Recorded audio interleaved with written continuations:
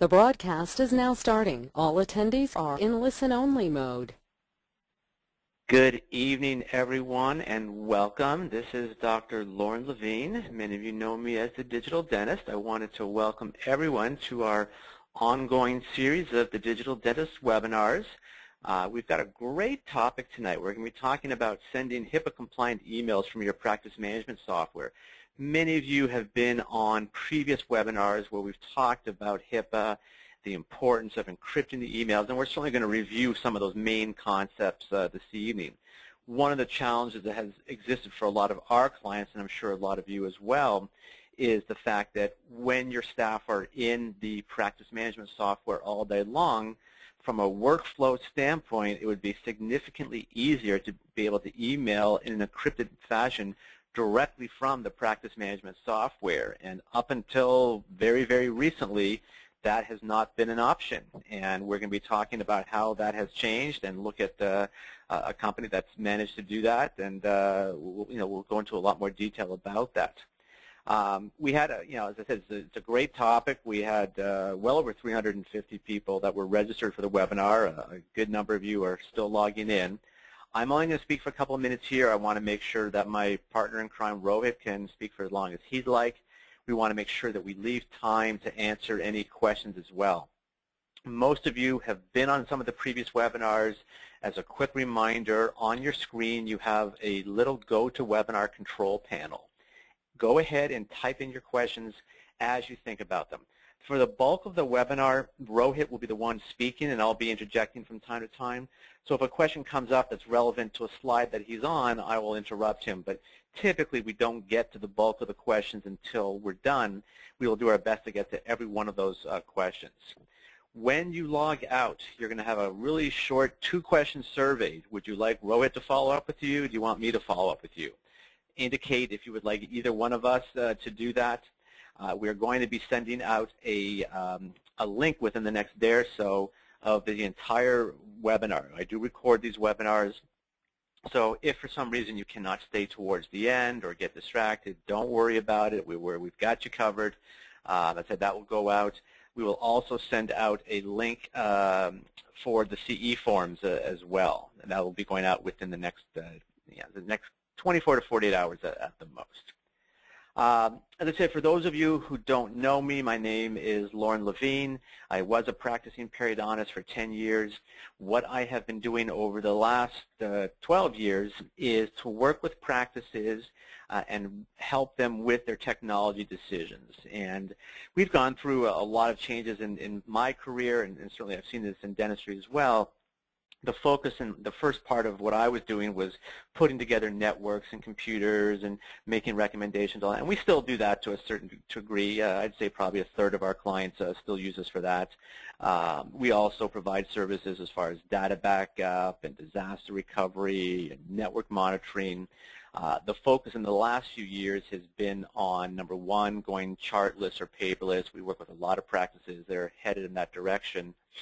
Secondarily, which is kind of relevant to what we're talking about tonight, is HIPAA compliance, and for our Canadian listeners, PIPEDA compliance, where it's just a morass of all these rules and regulations, and unfortunately there are a number of consultants out there, IT consultants, who really have not taken the time to understand and get fluent with the HIPAA rules and regulations, and are unfortunately giving out what I consider to be incorrect advice, and we'll certainly talk about some of that this evening as well. Now, as much as I have become as qualified as I can be with HIPAA, I recently became certified as a HIPAA privacy expert, security and privacy expert.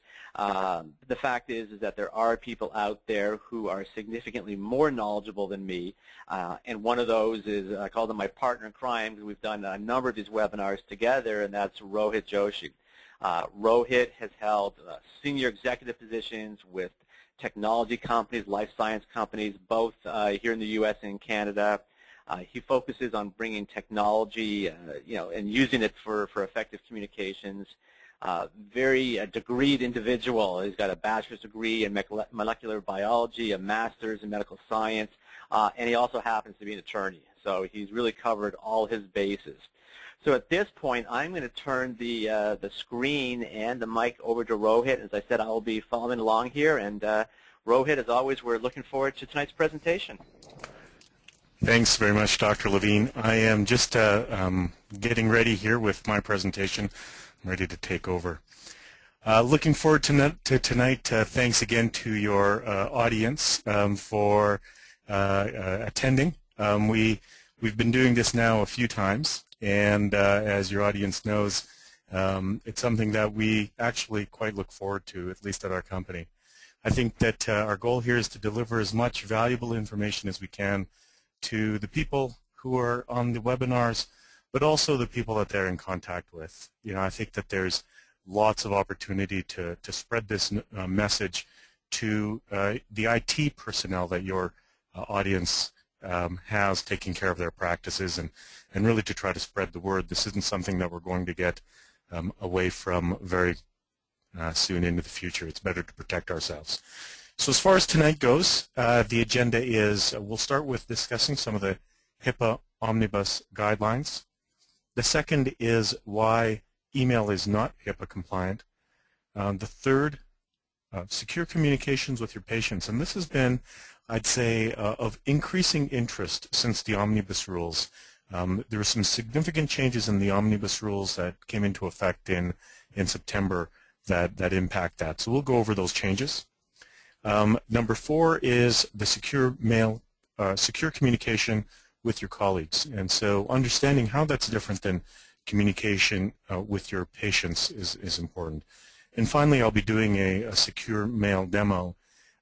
For your audience's knowledge here, I'm going to be spending the last couple of slides talking about a pilot program of some new piece of technology that we're bringing to market. And you alluded to it already, Dr. Levine. It's a piece of technology that works directly with your practice management system, whether that be Dentrix or EgoSoft or one of the many other ones. And what we do is we enable the connection of secure mail directly to your practice management system, and have tried to bring a level of ease of use to everybody with the product.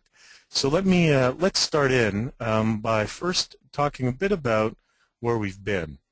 So a number of months, I suppose now, we have been doing webinars with you, Dr. Levine, and we wanted to remind everybody that these are available from our website. There are some specific things in there if you're relatively new to HIPAA guidelines and what that means for you and your practice. You can see the webinar. The very first one, actually, that we did together, Dr. Levine, was your first 3 steps to HIPAA compliance. And you can see the number of other titles that we have there that can help you and your staff get HIPAA compliant, or at least become aware of what HIPAA compliance is, which, to be honest, is the first step of becoming HIPAA compliant, is becoming aware of that. We also, over a number of months here, have compiled quite a bit of information. We've got answers to all of the attendee questions that have ever been asked on those webinars that are available from our website. We've got a HIPAA compliance software checklist, and this is a checklist that we'd recommend that the practice gives to their software vendors to see whether or not those are in fact HIPAA compliant. We've included in that package a business associates agreement, and we'll get into a little bit of detail who a business associate is. We've included a notice of privacy practices, and finally we've actually included a patient privacy brochure, which is not mandated by the HIPAA requirements, but something that we're quite happy in giving to the practices that are on the call here. What that privacy brochure does is it tells your patients that you're interested in patient privacy. I can tell you that with the increase in internet fraud, with the increase in internet identity theft, I think that there's a lot of interest around electronic medical records, around privacy, and how practices are dealing with it. So this is a brochure that you can give to your patients after you've read it and obviously now feel comfortable doing that. If you'd like all of that information, what I would encourage you to do is enter in the term series inside that the question box. We'll see that at the end of the webinar, and we'll make sure you get a link to all of that information so that you can download it from our website. So let's start by talking a bit about all of the regulations, and this is where the confusion begins. There's HIPAA, there's the modification to the HIPAA guidelines, which is the Omnibus guidelines, which came into effect March 26, 2013, but compliance was required last September. There's the High-Tech Act, and in Canada there's the PIPEDA Act. In addition to all of those things, there is lots of provincial and state legislation in North America. And in addition to those provincial and state legislation elements around privacy and around patient privacy, there's also professional bodies like the American Dental Association and the Canadian Dental Association will have guidelines for the handling of patient information. So it's certainly, this is not a comprehensive list that we're going to go through. But from my reviews, if we follow the HIPAA Omnibus guidelines, it is well in excess of what you really need from many of the other sources. I found the HIPAA Omnibus guidelines to be very rigorous, and if we can focus on those, I think the rest of it falls into place. No matter what legislation we're talking about or which guidelines we're talking about, it's always focused on protected health information, which is really the definition of it is it's individually identifiable health information. So it could be a patient's name, it could be a patient's picture, it could be anything that can be attached back to that patient. So if there's an address, if there's the elements of a patient's face that would identify that person, whatever those elements are, those are all protected within these laws. We often get pushback. I tend to speak quite a bit about HIPAA and privacy legislation for my career, and it's very interesting because the knee-jerk reaction, I think, to seeing laws is to wonder why they are there. How did someone decide what was going to be good enough? Well, in fact, the origins of these patient privacy laws go right back to doctor-patient confidentiality. And this is a fundamental tenet of the health industry and the patient trust and the bond that creates with the doctor. And there's that duty of confidentiality that prohibits disclosing the information. I think if we look at the real world as it compares to the electronic world, there's no question that you wouldn't want or that you would respect. There's no question that any team member would respect patient privacy. I think what we find is that when it comes to electronic sharing of data, people don't recognize how open that communication can be. And that's something that, it feels like a bit of a mission that I'm on and that these webinars on. It's just to educate that the same things that you would do in the real world, we need to ensure are occurring in the electronic world. And for those people who aren't sure about if this is real or not, I can tell you that there's over 185,000 people in the U.S. that have had their HIPAA privacy rights breached between 2009 and 2013. Now, the fallacy around this is that there's a HIPAA policeman that comes to the door of the practice and says, we think you might be breaching. That's the fallacy. It doesn't typically happen like that. If you look at all of the breaches here on the page that catalog that 29, it's actually some other event that occurred that ultimately got that practice in trouble in violating HIPAA laws. So let's start right at the bottom of the list. The most predominant method of becoming, of initiating a HIPAA breach is through theft. Now that could be theft of a laptop, theft of a desktop in your office. It could be the loss of a USB stick that might happen to fall out of a briefcase. If it has patient privacy in it, if it has any protected health information in it, that has to be disclosed. So, the second thing is unauthorized access and disclosures. That could be someone who shouldn't be seeing the patient data, saw the patient data.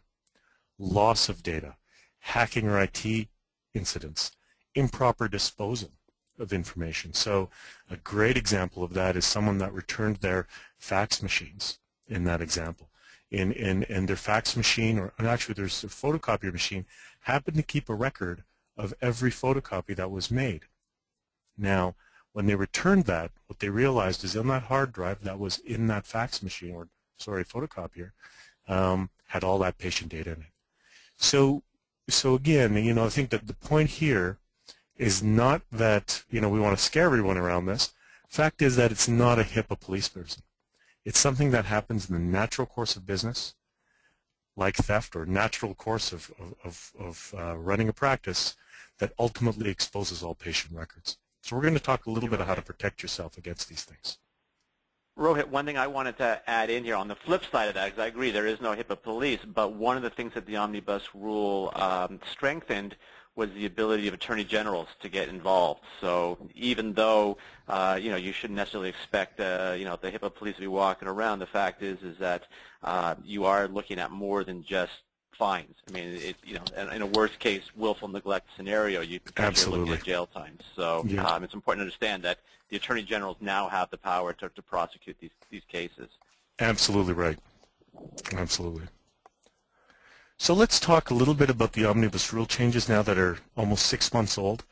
Because they're still relevant, we still see that there are some, there's a lack of understanding of some of these things. I'll be very quick around these, but it's valuable to just review them for everyone's sake. The first one is really just copies of protected health information. Doctors now only have 30 days to respond if a patient requests his or her medical record. So in the example that, so after that request is made, there is one 30-day extension required, so basically 60 days from the time that patient requested their records, you have to make sure that, that you provide those records to that individual. Hard copies are only required when the individual says that they will not accept e-formats. Emailing protected health information. What's important about this one is that doctors have to consider transmission security. If the patient requests that they receive emails, still not good enough. So this is an important change. What actually has to happen if the patient says, just email me that record, the practice must first talk about the risk of unencrypted email to that patient. My view is that you probably want to get that in writing, that they've accepted unencrypted emails. And even after accepting that, even after understanding that risk, they're now still asking for that form of transmission. So that's an important change that was made to the Omnibus rules. Hey, Rohit. Yes, sir. Just a couple things I wanted to add here Absolutely, as well. please. I get this question a lot. First off, and you had mentioned before about the need to be aware of state regulations as well, because in some cases they do supersede. As an example, here in California, I believe that the time frame that you have to respond to a written request for PHI is 5 days, not 30 days. So that's a perfect example of making sure that you're aware of state regulations as well as HIPAA. The other thing that I get asked a lot from people is, well, what if the patient has a balance? Can I make them pay their balance before I can send out that information, or can I charge them for sending out that information? And what the Omnibus rule says, at least as far as I understand it, is that you can only basically charge them for the labor in order to do that. So if the person making the copies or getting it ready to send out makes $10 an hour and it takes them 30 minutes, you can charge them $5. You can't require that they pay their balance or anything like that. That's one of the key things to HIPAA is that the patient's record belongs to the patient, and you can't put undue hurdles from them getting it. Yeah, exactly. Exactly, and as you say, I think what's really brought into focus is that these are patient laws, or these are laws that protect and squarely put the ownership of the record in the patient's hands. We all are just custodians of that information. There's also some restrictions into the marketing communications, which just limits how doctors can communicate to their patients. And there's lots of more information, and we can send you this link after the webinar as well, in terms of the details around breach notifications and marketing communications. I'm not going to spend a lot of time on these changes. I think 4 or 5 down is charging for the copies of ePHI or PHI, as Dr. Levine that you mentioned. A few bullets up, there's a sale of PHI, so there is an absolute prohibition on the sale of protected health information and so on. Now let's talk a little bit about the business associates. First of all, the HIPAA regulations really refer to protected entities, which in most cases are clinics, like many of the people on the phone. Or there's a secondary class of individuals or companies called business associates. So these are specifically, there are person organizations that work with your practice and somehow involve the use or disclosure of patient information.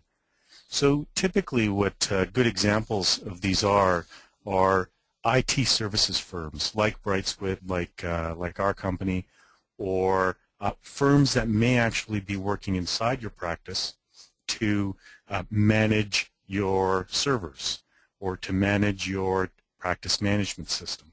Those individuals have access to protected health information, so I would ensure that they actually do sign a business associates agreement. Other examples are claims processor or insurance companies.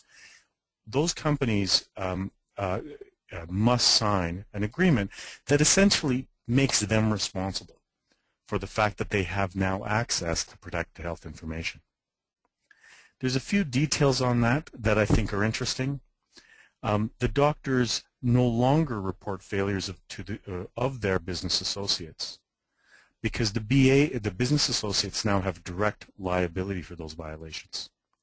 So that's an important change, and important to get the business associate to sign off on those agreements, because essentially it protects the practice. This is now the responsibility of that IT contractor that happened to be in your office that somehow lost their, let's say, their laptop that happened to have some patient information on it. Business associates are now responsible for their subcontractors. That was also clarified in the Omnibus rules. The business associates must comply with the same security and breach notification rules that your practice must. And so this is an important, we call it an assignment of liability, or it's an assignment of responsibility is a better way of looking at it, so that the practice protects itself by having the BA sign these agreements, because now the responsibility is basically on them. Now, it does, on the last bullet point's an important one. Doctors are liable for the actions of their BAs, but in a court of law, that assessment is going to happen against the business associate. So it's an important distinction. The good news is that doctors have until September 23rd, 2014. So we still have another 6 months for all of the business associate agreements to come into conformance with the new rules. Now again, in the column on this slide, you'll see that if you enter the word series, we will provide you with a new agreement that you can then give to your business associates. And typically there's quite a few questions just around who is a business associate, so please, rather than answer them up front, if you do have a question related to your practice, please ask a question, and Dr. Levine and I will get to it at the end of the webinar. The second thing is that your practice must include and distribute a notice of privacy practice. So it's an important document, which basically in plain language tells the patient of their rights, because it's their information. It's, as I mentioned before, it's their protected health information that essentially the practice is keeping. So it discusses their rights and the responsibilities of the dental practice. And so this is a requirement to distribute this. And a lot of practices I know have printed copies that are available. Some of the practices have it on their website. So it's important to update these because these changed after the Omnibus rules as well. And again, we will send you them. Just enter the word series into the comment and we'll send those to you so you don't have to go looking for them yourselves. So let's get on to the next section of our webinar. And really what we're going to try and answer here is why email is not HIPAA compliant.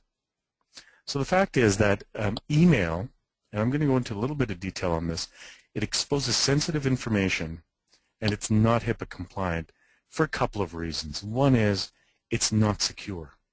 And we'll talk about why it's not secure over the next couple of slides. It's not auditable. And what that means is if someone is trying to get an assessment of every email that you've sent to your patient or every email that you've sent for a colleague, because they're interested in a particular email that went or particular patient image that went missing, you would be very hard-pressed to start to look through your Outlook or start to look through your Gmail and start to create a transaction of how that happened, because after you have sent that email, you can no longer follow what happens to that image. It might have been forwarded to someone else, it might have been downloaded, and many things can happen to that image. But the point of auditability is to understand exactly what happened to patient images, as an example of protected health information, exactly what happened to those patient images and when did it happen. So as you can understand, email would not be auditable because basically when you send that email, you've lost control of it. And the final is there's no disposal of data. And what that means is with any organization that's storing data, as we kind of made a point of before, the patient actually owns the data, not the company, not the emailing company. And so when the patient owns the data, one of the requirements around HIPAA laws is to have a data disposal policy, meaning after 7 years of access, for example, data should be destroyed. Now that's an example of a data disposal plan. Typical email systems do not have anything like that. And that could be your Gmail, your Hotmail, your Outlook mail, your Apple mail, or even, if we go one step further, your Dropbox. So if we take a quick look at email, the first is, why is email not compliant? And rather than get into a very technical discussion about this, it's enough to know that even if your computer is secure, as soon as you're sending an email message to someone else that's outside of that server or service, there's middlemen servers that make up the backbone of the email system. So if I wanted to send an email, I'm in Calgary, Canada, if I wanted to send one to Dr. Levine in California, it would go through many, many, many servers on its way from my computer to Dr. Levine's computer. Now, these middleman servers don't have to be secure. It's the nature of the Internet. And because they don't have to be secure, they can be reviewed, the information can be looked at. And it goes without saying that dentists and dental practices have a duty to take precautions to safeguard the private patient data. And email does not, for certain, does not keep that information private. When we look at it a little broader, whether it's Outlook, whether it's Gmail, Hotmail, Dropbox, SkyDrive, none of these systems are HIPAA compliant. And it's a significant challenge in order to make these systems HIPAA compliant. I'd say an outlier of this and a recent change is Gmail. Now there have been a lot of questions around Gmail being willing to sign a business associates agreement. I know, Dr. Levine, that this has come up in our discussions and our questions before. And what my basic positioning around this, and Dr. Levine, I'd love your comment around this as well, is that there's a couple of issues. First of all, it's no longer a free service. This is Gmail only on the business accounts that you buy with Gmail. Typically, those are going to be I think it's $5 plus, depending which services you're buying, per user per month for your practice. The second is it really just protects your information on Gmail, but doesn't protect it, of course, if you're sending it to someone who might be on an AOL address or an Outlook address. Dr. Levine, do you care to comment on some of that? Yeah, that's my interpretation of things as well. The ones that we get the most questions about are Gmail and Office 365. There's actually a question about this, and anyone that's on Dentaltown knows that there was a recent thread over the last couple of days about Office 365 as well. And what a lot of these services have done in order to get more HIPAA compliant is to offer a business associates agreement, which, as Rohit has said, is a critical component of this. That in and of itself is not enough. And we find that Gmail, again, that the regular free Gmail, which pretty much everyone has, is definitely not compliant. They will gladly say that on their website. There's really some questions about the level of encryption that they use and the fact that the recipient isn't receiving anything, that their computers aren't secure. The one that I think of all the free ones out there that may be pretty close to being compliant is Office 365. They just announced a very new thing recently. The problem is with Office 365 is that you're going to spend a lot more for that than you would for a really good encrypted email service. In order to do that with Office 365, you can't use the plain vanilla Office 365. You have to use what they call Enterprise E3 or E4. That costs, and it also has something called Windows Azure Right Management.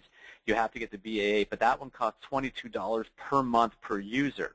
So you're thinking of the typical office that might have 4 or 5 users that need to be using email. You're spending 3 times what competing services would be.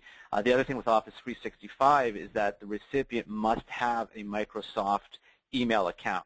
Yes, they could set up a free Hotmail account, but the fact is most people receiving an email from a referring office typically don't want to have to open up a whole new email account just to be able to read that email. So that's my take on it. Yeah, that's interesting. We've started to see the Office 365 as well, questions around it, and that's, I think, a great assessment.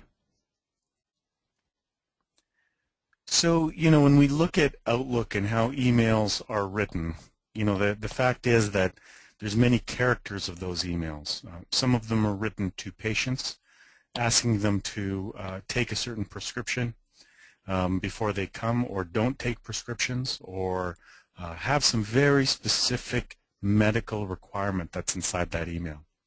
The other one, of course, is the email that goes between colleagues with lots of referral information, sometimes patient images going back and forth. And frankly, the big red "don't do it" sign on the middle of my screen is exactly for that reason. Those are not HIPAA compliant methods. You do not want to be disclosing that because it will put you in jeopardy with respect to a breach.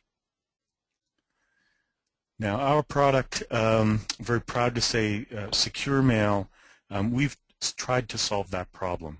And we've tried to do it in an innovative way that we have found to be very easily adopted. I think our numbers now are pretty exciting. I'm going to talk about this a little bit later, but we're about 3,000 users, and every time I do a webinar I get excited because it's a good marker for me. We're increasing between 250 and 300 new users a month right now, and it's become very exciting. So the innovation with respect to our Secure Mail is this. We've got a 2-stage email message that gets created. One is a normal email message. This normal email message gets sent to your recipient's normal email address. So no part of this means that you have to have a new email address. In the bottom part of the message, or your recipient, this goes right directly to their message. The bottom part of the message is what we've called Secure Mail.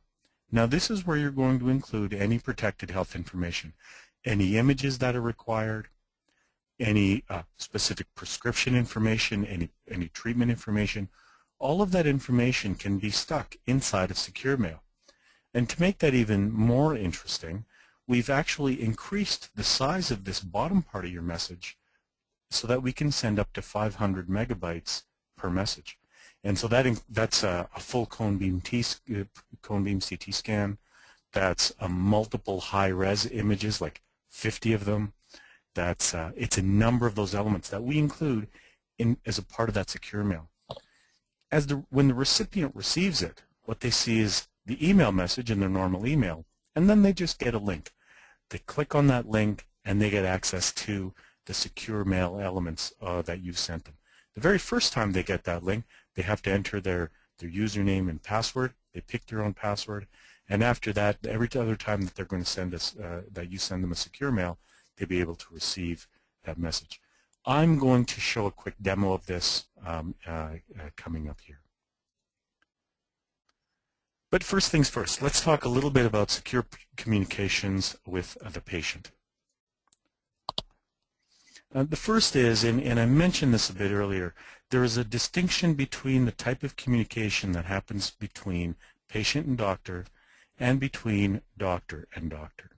Now the first bit of information is the dentist can get consent to send a patient their information over email, but a couple of requirements. First is the patient must be advised of the risk, and even after understanding the risk, still requests that information be sent by email. So we have to get our staff trained, who are dealing with a lot of the patients at this level, get the staff trained so they understand what risks are available from an unencrypted email. The more important part of this, or not more important, just as equally as important, is as between doctor and doctor, the patient cannot consent to a dentist sending information through an unsecure method. That's the doctor's responsibility. That's the dentist's responsibility, and their responsibility in holding that patient's data. And the patients simply cannot say that they want that to happen unsecurely. It's not allowed. The types of information that you might want to share with your patients, protected health information and appointment reminders. Now I've got a slide just on appointment reminders because we get a lot of questions on that, so I want to handle that specifically. But what we don't want to do is send protected health information. We don't want to talk about how they have to or don't have to take a certain medication, how they have to or don't have to do a certain level of steps for their treatment. What we do want to say is, see you on Thursday. I think that's the type of information that's fine for appointment reminders. Cannot include protected health information. Treatment follow-up information is an important one that you should not be sending through email.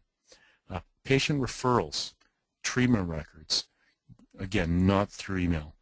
Any images or x-rays that you may want to share with your patients, treatment consultations, if you're talking to them about treatment that they might need.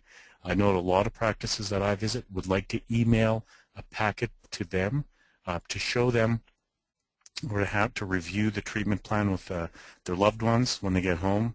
It's sometimes sent by email. Again, that contains so much protected health information because it's all about that individualized treatment.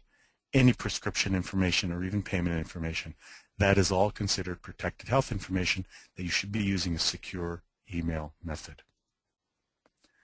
Now just a quick couple of mentions on appointment reminders.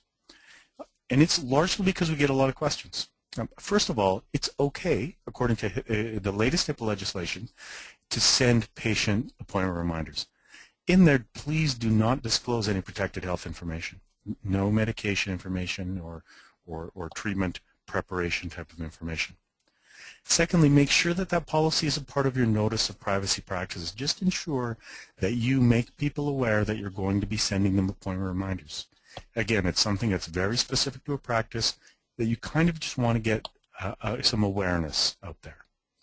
Now, just a couple of specific things.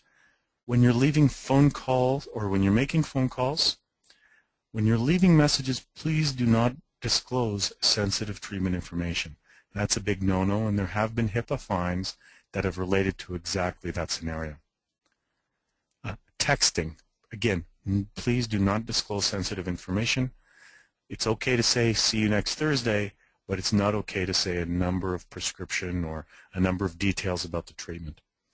And finally, with email, if you are going to use it for patient appointment reminders, please make sure your patients can unsubscribe. Otherwise, it shows up as spam. Now, some secure communications with colleagues. This is of a slightly different character, right? We want to talk about we want to talk about specific sending of information to dentists, specialists, and labs. Again, examples of this will be any patient referrals, which have the patient name usually, a little bit about the treatment, any lab requisitions made to the dental lab, images, x-rays, patient treatment, any allergies and prescriptions that the patient might have that might go into your referral letter, any consultations with the radiologist, patient record transfers. All of those bits of information are absolutely PHI, protected health information. So without any further delay, I'm going to show Secure Mail. It'll take me just a couple of seconds to pull up here.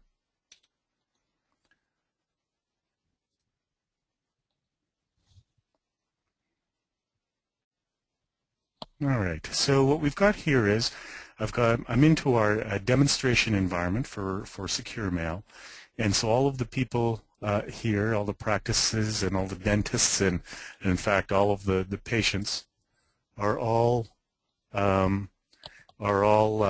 make-believe. So I'm going to pick this particular dentist and have him log in. So it's very unremarkable. What you see when I log in is a lot like you might see when you log into an email system. You see a few controls here for composing a new message, looking at a bunch of different folders, and here's my inbox. So let me just look at this particular message that was sent.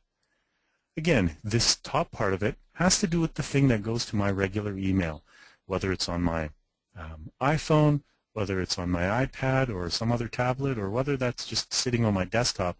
This is the email message that's going to come just like you see there.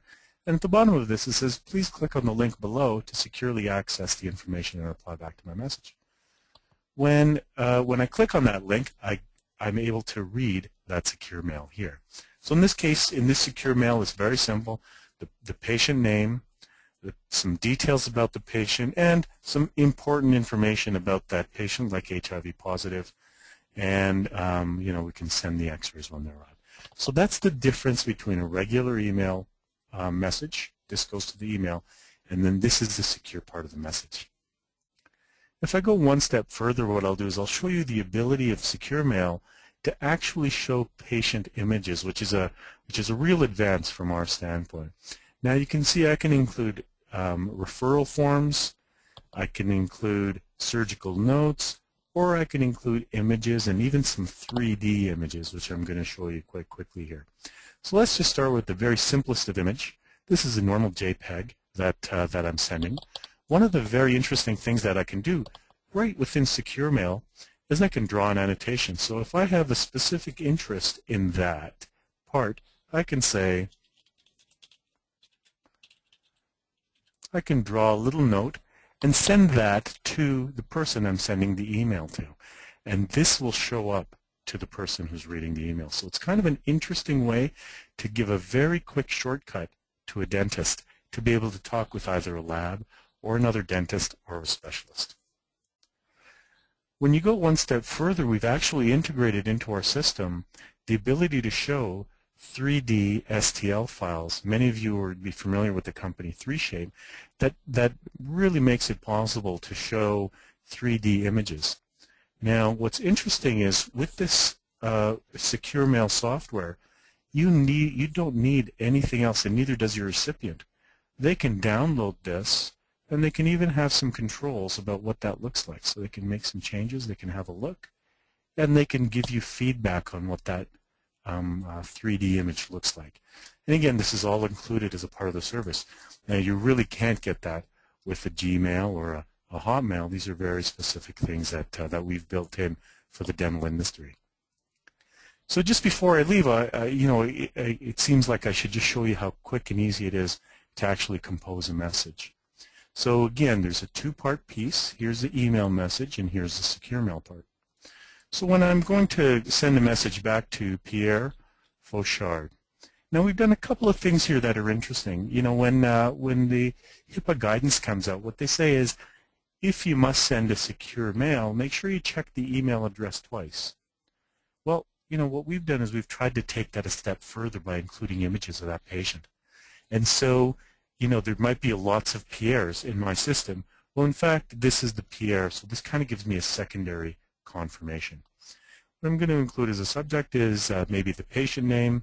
We'll call him Jimmy John. Now, this is the standard email message that goes out that I've basically configured in my system. I can modify that. I can add a few things uniquely.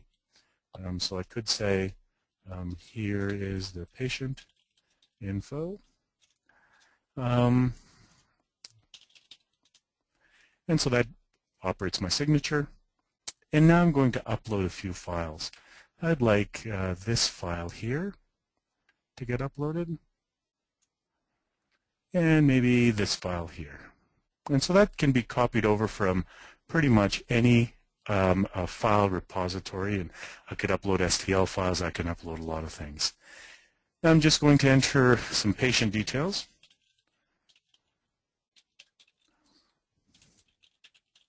Secret ones. And send the message. You know, it's funny when I do these demos, because it's actually just like sending an email. So we have found that with these 300 new users that I see at this point every month, we don't have support calls because everyone can operate a very easy email system. And actually that's the end of my demonstration. It's that easy. So I'm going to jump back into my PowerPoint and just wrap up with a few slides. So a few last things about our secure mail product. We're around in 11 countries now, which is pretty exciting for us. By far, the largest is the US, and second is Canada. We've got about 3,000 users, over 55,000 patients in the system, in our system, and well over 1,000 files every week get sent through our system. There's, you know, if you do a Google search on us, you'll find a number of dentists and specialists that are quite happy with what we're doing, and we're pretty excited about bringing this product to market. We've also been written about in a very exciting way. I must say we've got a lot of pride in the amount of interest that our company's generated. I think next month you'll see an article in Dental Economics, and a lot of these other ones are available as well. If you go to our website, you can read some of these things, or if you just do a Google search, a lot of times we will come up with one of these reading. Now, I was going to demonstrate today our integration into Dentrix and into Eaglesoft, but I'm not quite ready to show that today. I think we're in the final stages of testing, which brings me to our pilot slide.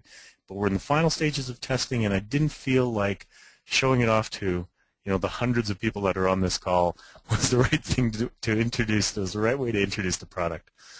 Now, what I will tell you about it is it's a desktop client, so it's a lot like Outlook. It boots up when your computer boots up. It lives right beside your Dentrix, so you don't have to go to the browser like I did today. The first time you log in here, you log in with your same user email address and password that you would if you were using our web-based product. So it's the same one. And once we've registered that, then we keep that for you. And that system comes alive with all of your emails, just like you would expect it to do in Outlook. The nice thing about how we've built our system is because of the connections that we have to the practice management systems, because of that connection, it's usually 1 or 2 clicks to send it directly through secure mail. So you don't now have to drag and drop into our web-based system. So looking forward to showing this off when it's ready, but as of today, just didn't feel quite ready. So keep an eye out for that. Which leads me into my next slide. We last webinar, we're looking for about, I think it was 50 practices that we advertised. I've got to tell you, Dr. Levine, I can't tell you how excited I was at the response of that. We have about 125 or 130 now that have signed up. So I think what we need is probably about 20 more because we decided to increase the pilot to 150 practices. So very excited with the response. I can't thank your audience enough for working with us. There's a couple of very specific things about this pilot that we're excited about. The first is that we're going to be revealing that practice management connection. So the ability to send HIPAA compliant secure mail directly from your practice management software. The second thing that I didn't really talk about today on the web demo was that we now, as you can see on the screen there, we're going to have a tab for direct-to-patient communications. So in addition to communicating with your colleagues, which we've always had for the last 2 years that we've been working in dental, we're now going to have a patients tab which will enable the practice to communicate securely with the patient. The patients will have their own login. So they'll go to www.mysecure-mail.com, be able to log in with an email, with their email address and a password that they pick, and they can go in there and look at any email that you've sent them. Again, it's a two-phased thing. So when you send them an email, when you send your patients an email through secure mail, through our secure mail system, in their normal inbox, in their normal email box that's sitting on their iPhone, they will see that email arrive. They'll click on that link and they'll be taken directly to the email that you sent them with all of the detail that we might have. So we are looking for approximately another 20 practices, and what we'd like to do is for those practices, we would like to offer a couple of things. First of all, if you're interested in the pilot, we will give you a call back and we'll discuss the details of it with you specifically. Please enter pilot in the comments section so that we can identify that you're interested and that we can quickly get back to you and get you in the program. We will email you that invitation and we'll confirm your acceptance. Once you register, you'll get you will get immediate access to your full subscription of Secure Mail. Over the next 60 days, we're going to be releasing our Practice Management Connection and our Patient Communication module. During that period, your credit card won't be charged for the first 2 months. So it's 2 months free for everybody, and you can cancel your subscription at any time. There's no obligation. What we do ask, if you're interested in the pilot, we will be looking for feedback.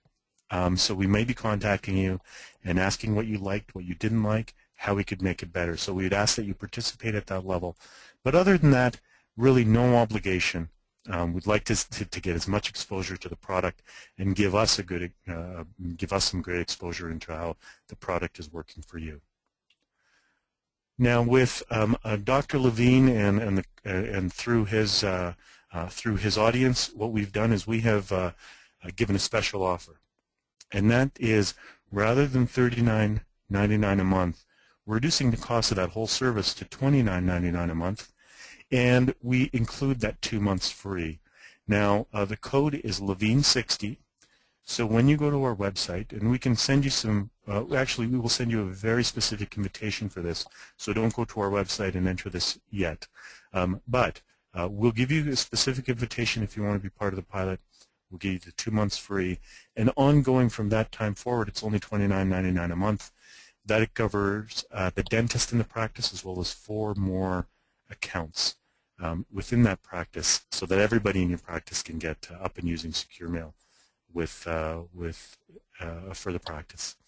And on that note, Dr. Levine, I'm open to any questions you might have or any questions that might have come from the audience.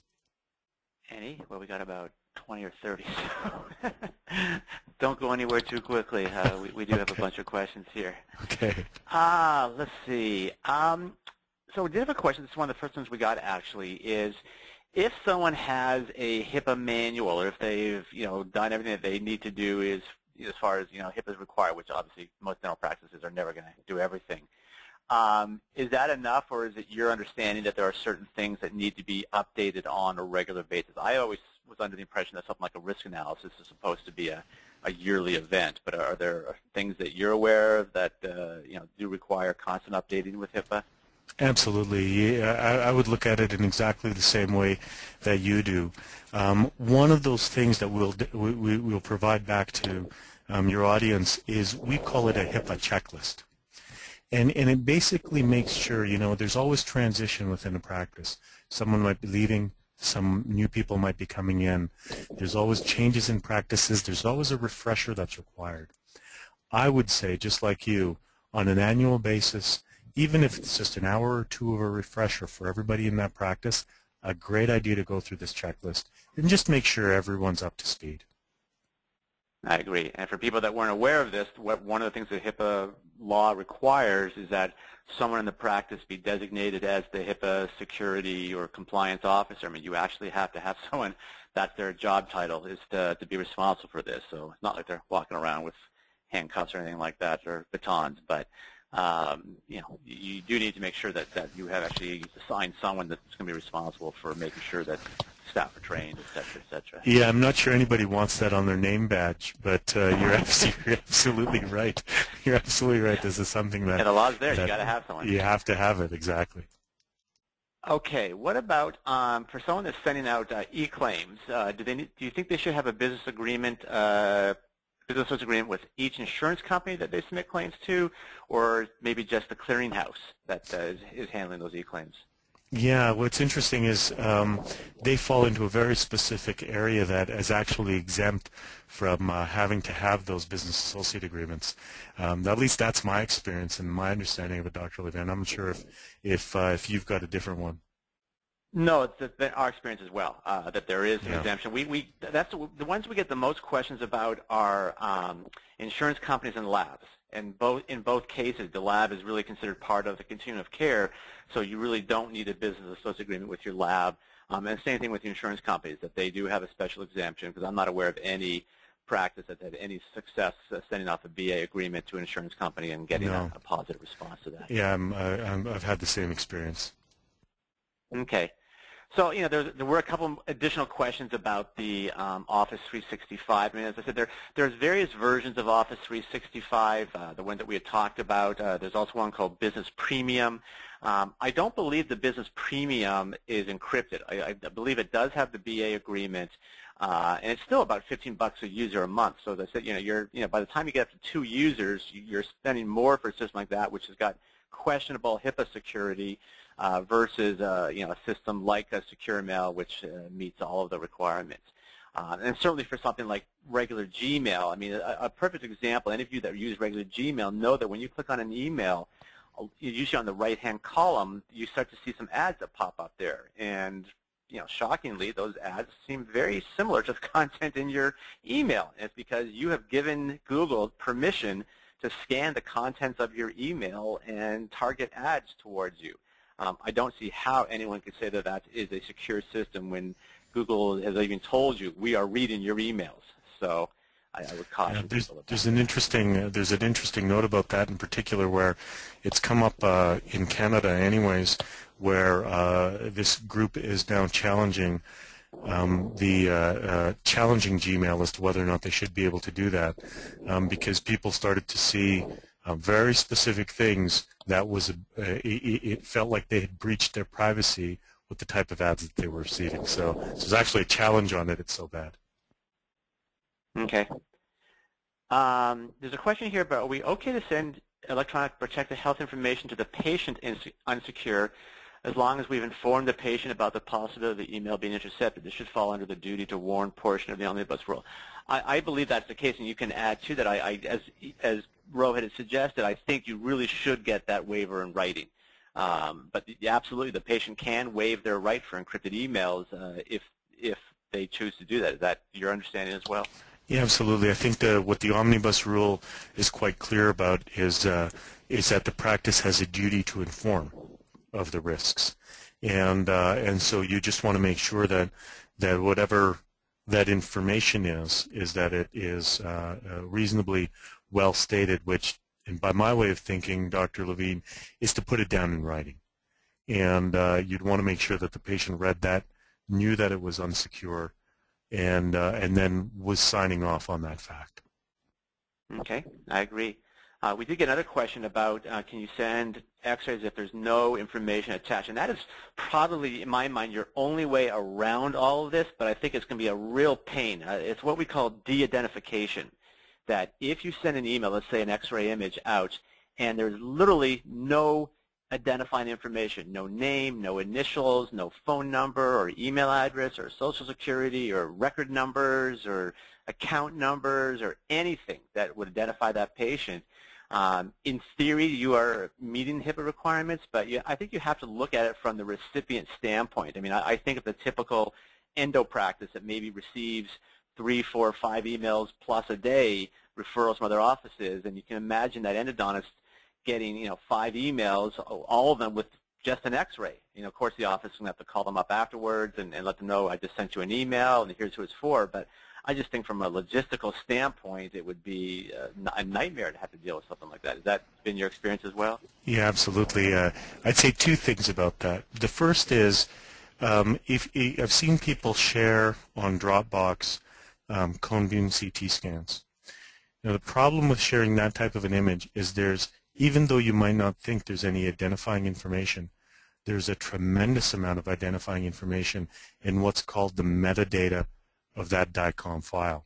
That's actually true for PAs as well, not just for cone beam, but even for some of the digital x-ray companies. There's hashtags and metadata that actually would identify who that belongs to. Absolutely, and so even though you can't see it, even though you've named the file 17511, this is not okay, because as soon as that file is looked at by anyone with any sort of experience, they will know potentially they'll know the doctor, they will definitely know the patient, they potentially will know the hospital and a number of other pieces of data that you can't see, but that actually makes up part of that patient file. So that's the first cautionary tale. The second is, you're exactly right. If I de-identify something, and this is the same problem with Dropbox. If I've de-identified that bit and I send it to that practice, then the follow-up has to be either a phone call or an email that says, hey, about that patient information I sent you earlier, and you still can't use the patient name. Eventually, for that file to have value, it's got to be attached to patient information. Unless it's a completely anonymous teaching file that you're using for that purpose, which is fine. Typically, I'd say 99% of the time it's not. It's really a diagnostic or image that has a lot of information around it that needs to be conveyed between practitioners. Yeah. I apologize in the background if people are hearing my dog barking, but he's just got a mind of his own. So another question here about the secure mail service. First off, you mentioned the integration with some of the practice management programs. Do you happen to know, do you have a long list of ones that are planned or already done? We're getting specific questions about PracticeWorks, Open Dental, and ClearDent, but I'm sure there's other people with other programs as well. Sure. There's, we have done some testing, but as you can imagine, we don't have a big bank of systems here. And so part of the reason we're looking for a pilot, and we've gotten relatively wide with the pilot, is we're actually looking for people with those systems, and that's why we want to give it to you for 60 days for free. Help us out, have a look at it, see if it works for you, and if it does, great. Hopefully you'll stay on and be a secure mail customer for a long time. If it doesn't work for you, just as important for us to know. We'll take it off of our compatible list. As far as we know, we are compatible. Well, I definitely know because we have tested with EagleSoft and we have tested with Dentrix. But for all of those other ones, we're just about to get into our testing cycle with 120-odd users that we have signed up, and would love to include your audience in that as well. Again, with no obligation. Yeah, I would highly encourage people that have the smaller programs. We got specific requests about Open Dental, ClearDent, OPMS. That if you specifically want to know if it's going to work with your software, sign up for the pilot program. I think that's the easiest way to know about something like that. What about Rohit, if someone already has an email program with dozens, hundreds of email addresses, is there a way to import that into secure mail, or do they have to enter that manually? No, actually we've built that in. And so as a part of the desktop application, and it's a great question, and it's one that I probably should have spent a little more time on, so I'm glad it came up. We have built in integration. So whether you've got Gmail or Outlook or Hotmail, we've built in the integrations to enable you to pull all of that information into your secure mail. And with some of the practice management systems, we're just testing now, but if you've got an email that's already in your practice management system, we can extract that as well. So we're pretty excited about it. Again, the focus for us was on trying to make this easy to use, and as easy as anything that you're using now, but better. Okay. Well, I guess there's a little confusion about where people enter all these codes. If you're interested in the series or the pilot program, you would have gone ahead and just entered that in your question box. That Levine 60 code would be something you'd actually enter on the website when you're signing up for the service. If someone's going to do the pilot with you, should they have a BA with your company? Sure, we'll sign one. Absolutely. Okay, I think that's the right thing to do. Absolutely. Let's see what else we got here. In regards to point reminders, if someone sends an email message, something to the effect of "you're due for your 3-month perio maintenance," do you think that would be considered a violation? Do you think maybe there should be a little more generic in what they're saying the patient is due for? You know, we get asked, geez, a lot of questions around this, and my usual position on this, without trying to be too evasive, is do you have to say perio treatment? Would it be okay if you just said, "See you for your appointment, looking at for your continued dental care next Thursday"? Now, perio treatment may not be a big deal, so maybe that one's okay. But maybe if you were having a more involved treatment and you wanted to send out a reminder, in that case I'd say definitely don't send it through an automated reminder system like that. So I think it's a judgment call, Dr. Levine. I'd love to hear your thought around that, but from from where I sit, I don't know that you have to say something specifically for that purpose, whether it's a perio or whether it's some other treatment. It might be well enough for your something generic like for your continued dental care. See you next Thursday. Yeah, I would agree. And one of the things that's kind of related to that is that with Omnibus, one of the things that Omnibus did is made it extremely easy for somebody to report your practice. In the past, they had to go through a bunch of hurdles. Maybe they have to go to the Attorney General. There's now an actual website where people can go to report a potential violation, or if they're just upset with the practice. And why take the risk? I mean, all it takes is one person says, "Gee, I don't think I wanted my my spouse knowing that I was going in for the specific treatment or anything like that." So err on the side of caution. I think that's probably the best underlying concept here. Yeah, agreed. Let's see here. Okay, here's a good one, because I think I know the answer to this one. When you were showing the demo, there was a field there where you could enter the patient name or the subject line, and the subject line would be the patient. There was a concern that, isn't that going to be a HIPAA violation for the recipient's going to see the patient name, but that you have the option of turning that. I think that's off by default, isn't it, the subject line when you see it the name, is. just when they get the, okay. Maybe it you want is, to yeah. sort of explain that. Yeah, absolutely. So in one of the configuration of our system, you can either make that a visible field or an invisible field.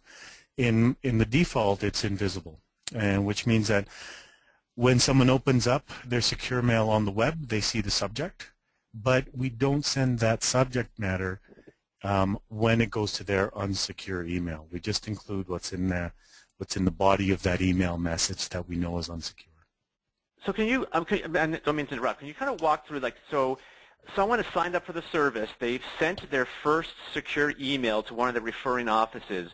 What is the process for that recipient? What do they have to do? Do they have to download special software? I mean, what are they going to see in their email box to get them, to be able to view that email and reply to it? Oh, great. So the very first time what's going to happen is they're going to receive that email in their normal email box. And it will say whatever is included there in the unsecure part of the message. And what might be included is, here's the information about that patient I spoke to you about, and then click on this link. The very first time they click on that link, If they don't already have an account with Secure Mail, they'll sign up. So they'll enter a first name, last name, and a bit of practice details just for the very first time, the practice detail. And then they pick their own password. They click on accept the terms and conditions, which basically talk about privacy and our obligations. And once they do that, they now can read that Secure Mail. Now, what's the charge for that recipient to be able to see those emails? Oh, no charge. Yeah, no charge. It's something that the practice that what we really want to do is support the practice that's signed up to our service, and we recognize that they're going to be connected to 15, 20, or more individuals, and we simply want to facilitate that. Now we've got different packages, so we've got different software we've got slightly more advanced software for some specialists that might be interested, but for the Secure Mail package, the recipient doesn't pay a thing. Okay. Now, speaking about not paying for things, when you talked about the the series that people can get, the Omnibus guide, the BAA agreements, all that stuff, is there a charge for any of that stuff that you're willing to Not at all. I think the cost of listening to you and I for an hour and a half is cost enough, I think. I would tend to agree with that. We certainly, I think part of our role here, Dr. Levine, to be quite serious about it is just informing. I think that if my belief and our company's belief is that if we do a good job informing people, at some point they'll have to make a decision about what type of service they're going to use.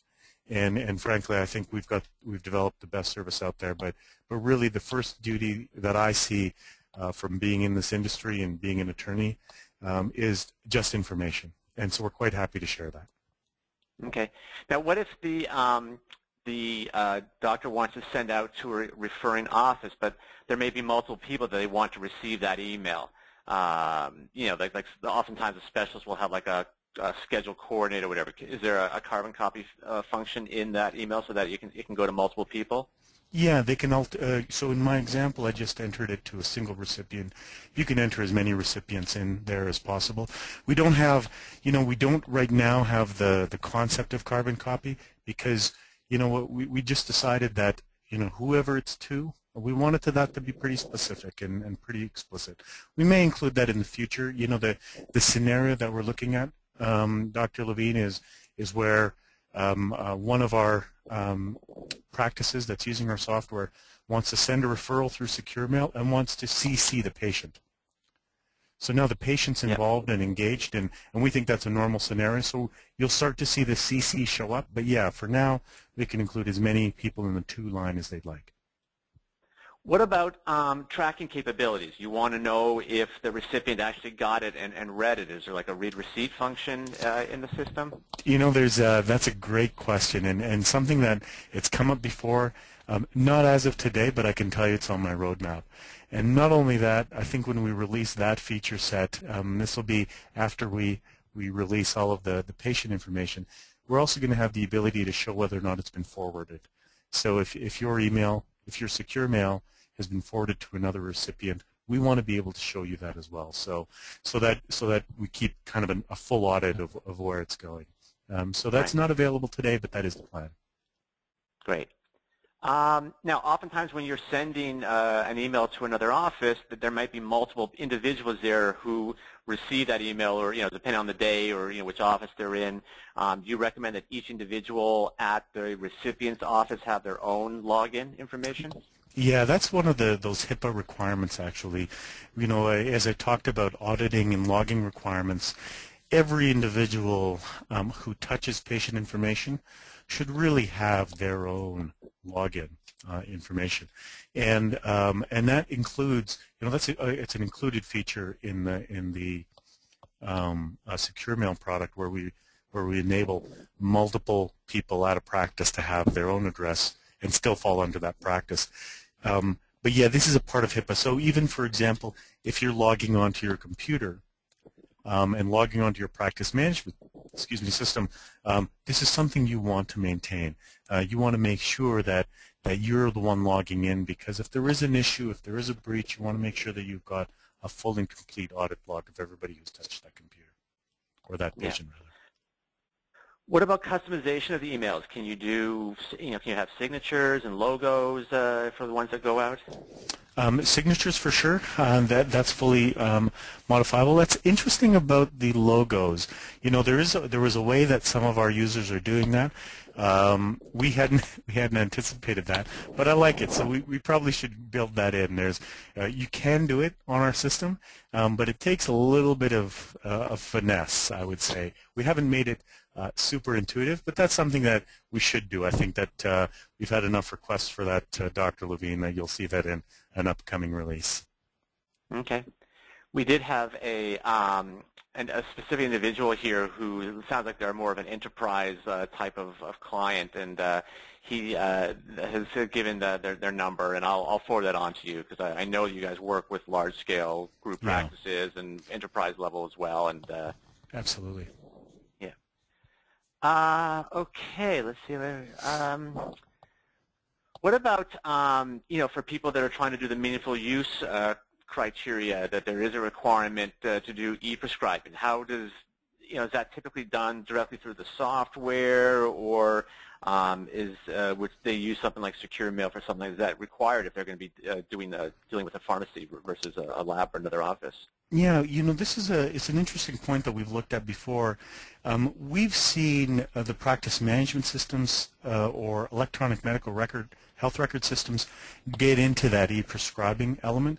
We haven't. I wouldn't say we've avoided it, but we haven't really been brought into that world as yet. We've kind of left it up to those other pieces of software for meaningful use. Dr. Levine, I don't know if you've had any specific examples of the e-prescribing and how that's being used in some of the systems you might have seen. Yeah, well, I know, it typically is done through the practice management software. What we're starting to see now is, it was part of the meaningful use criteria, but I believe there are certain states, I think New York State I had heard, is actually going to be requiring that all prescriptions be done through e-prescribing. So, most EHR software, practice management software has that functionality built in. Obviously, again, I don't know how most of the programs work as far as if they actually, create an email from that, or if it's just something that's sent directly through to the pharmacy. So, typically I would think if it's coming directly from the practice management software, it's probably not secure. Yeah, I would think that that's going to be handled through other systems. Yep. What about, what about like pre-med reminders as far as sending something like that out? I mean, if the patient has specifically said to the practice, I want you to remind me to take my meds, and send me an email, how would you phrase that if you're sending an email to that specific patient? Yeah, this is, I guess, the way I think the question really is have they offered their consent to using an unsecure method by asking you to use that unsecure method? Is that maybe that's too complicated? But I think what the question is saying, listen, if someone's emailed you and said email me back, or if someone's told you, hey, remind me by email, I think that that's a legitimate request that they would probably have.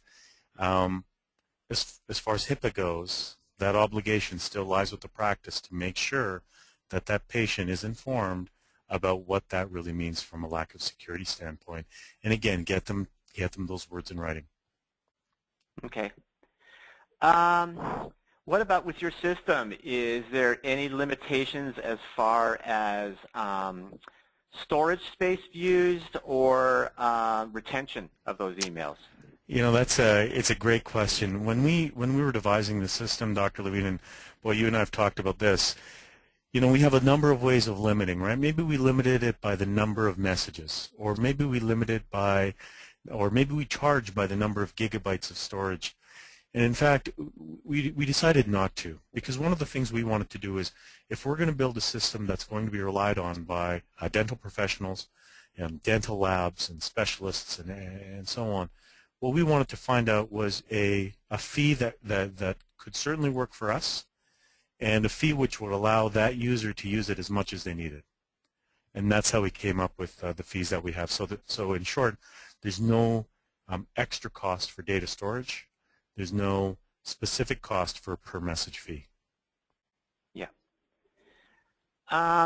Here's a question about, so if someone has a referring dentist that they want to send, some information,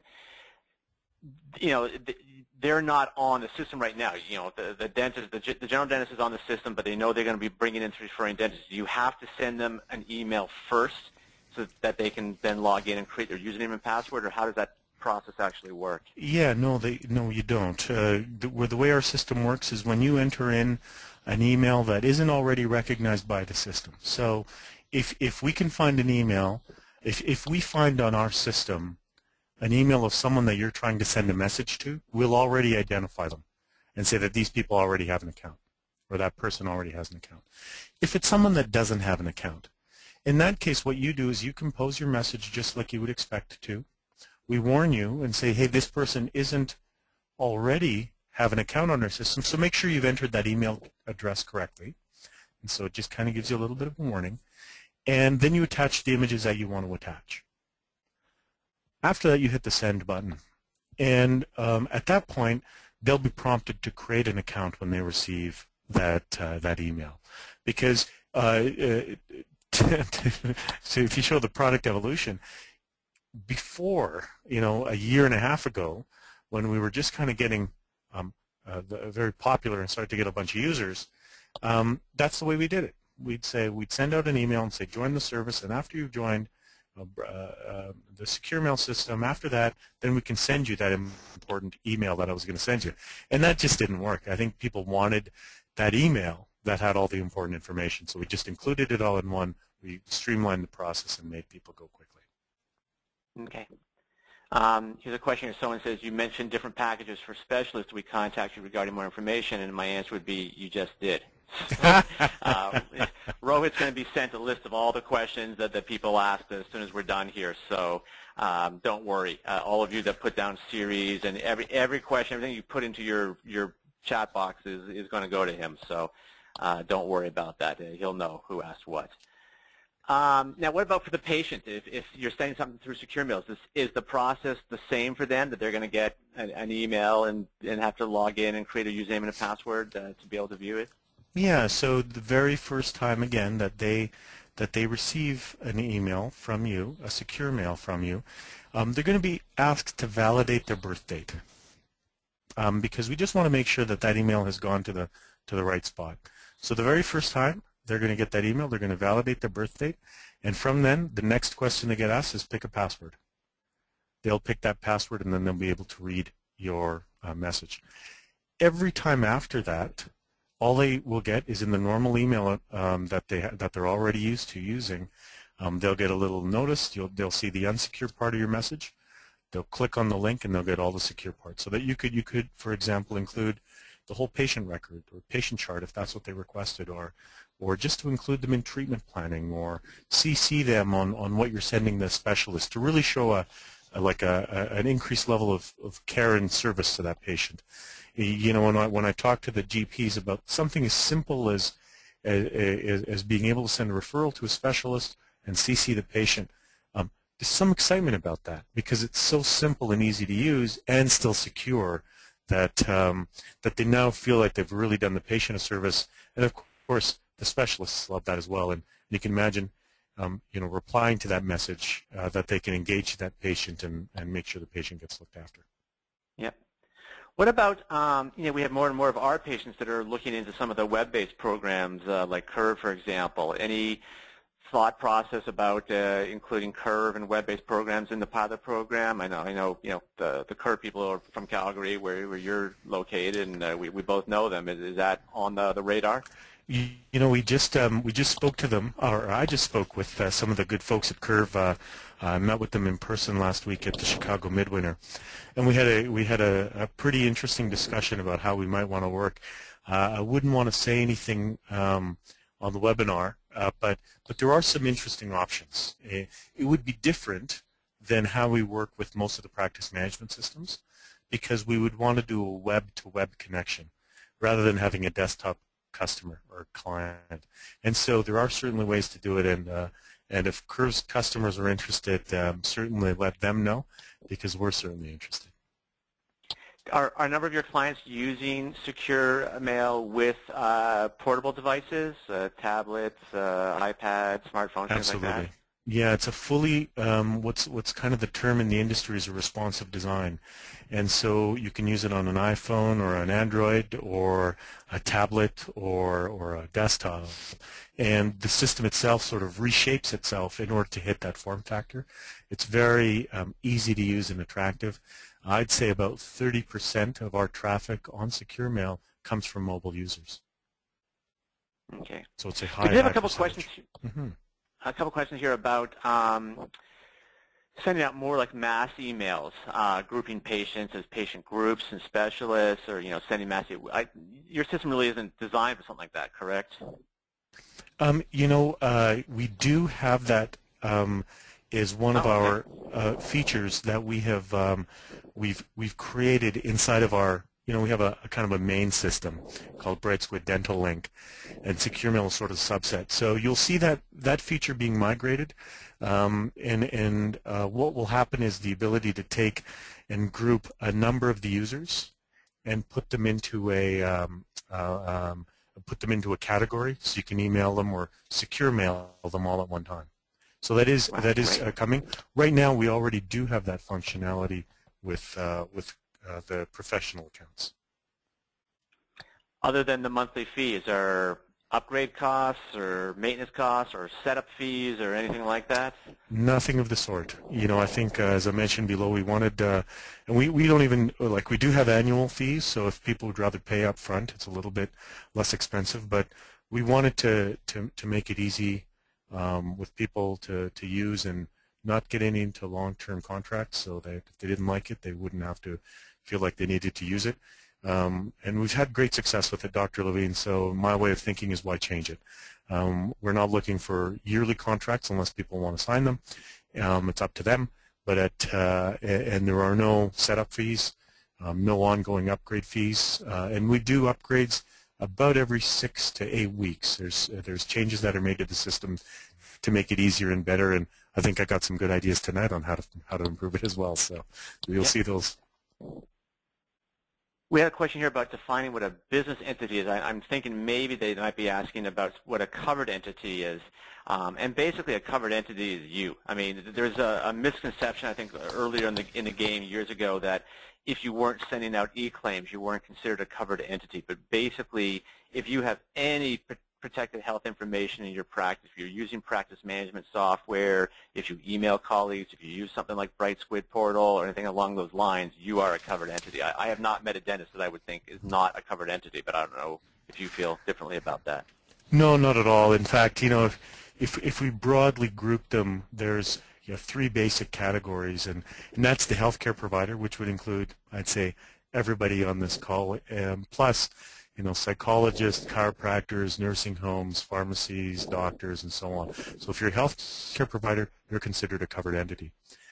You're part of a health plan, so insurance companies, HMOs, a company health plan, all of those companies are considered covered entities by HIPAA, which means that they have to comply to all of it. And the last one is the clearinghouse, which we spoke about earlier, which is why you don't actually need them to sign a business associates agreement, because they're already considered a covered entity. So those are the 3 big categories. Yeah. And if someone's getting the $29.99 a month, they can have themselves and up to 4 additional accounts, all in that same account, correct? That's right. Yeah. That's great. Exactly. Well, we are out of time and almost out of questions, and I just want to thank you, Rohit. For the people on the call, I mean, one of the things Rohit and I always get on about 15, 20 minutes before the webinar and chatting and just reviewing things. And over the last few webinars, we keep talking about the fact, well, we've done about 5 or 6 webinars on HIPAA. Maybe we should change up the topic a little bit, but it's interesting. We still get hundreds of people who sign up for the webinar and come onto the webinar, and we're usually slammed with questions throughout the entire Q&A session. So I'm not sure if we should change it all that much, because I think it's, it's still a really important topic. And for those of you who asked a lot of questions, please, no apologies necessary. We love the questions. To me, this is my favorite part of the whole webinar is the Q&A, because anyone, if you ask a question, there's a very good chance that there's a lot of other people on the call who have the same question. So Rohit, I just want to thank you again. This is something that we've been doing on a regular basis. I think we should absolutely continue on in 2014. I don't think the HIPAA issues are going to go away. I think HIPAA and high tech are constantly evolving, even though they have the quote-unquote final rules out there. And your expertise is very much appreciated, and we appreciate you joining us this evening.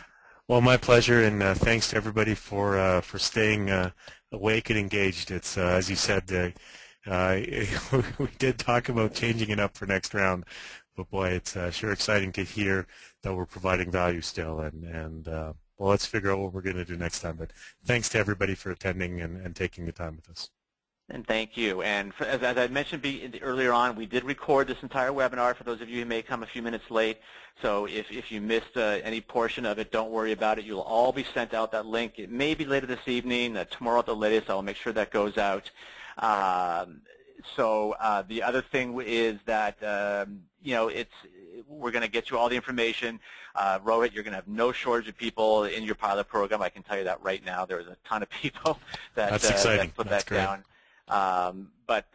We know your time is valuable. We thank all of you for joining us this evening. As many of you know, we do these webinars on a regular basis. I typically do 2 or 3 a week, but shockingly, this is the only one this week, so it's actually kind of a light week for me. But within the next couple of weeks, we'll be back up to speed again. We've got one on demand force coming up. We've got an implant one coming up. Most of you are already on that our mailing list, and we'll be sent those invitations. So we thank all of you for joining us this evening. We thank Rohit for joining us this evening, and we look forward to seeing everyone on future webinars. Good night, everyone.